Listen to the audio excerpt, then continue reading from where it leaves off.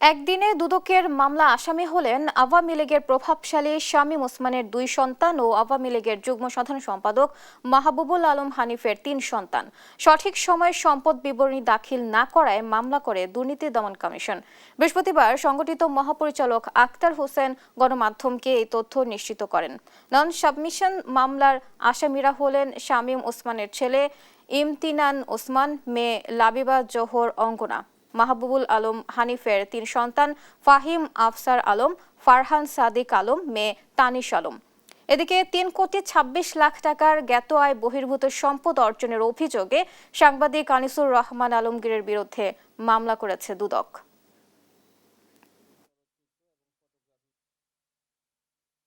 জনাব ইমতিনান ওসমান এবং জনাব লাবিবা জোহা অঙ্গনা নির্ধারিত সময়ের মধ্যে সম্পদ বিবরণী দাখিল না করার অপরাধ অনুসন্ধানকালে প্রমাণিত হয়েছে। এ কারণে তাদের বিরুদ্ধে দুর্নীতি দমন কমিশন আইন 2004-এর 26(2) ধারায় পৃথক পৃথক 2টি মামলা রুজুর সিদ্ধান্ত গৃহীত হয়েছে।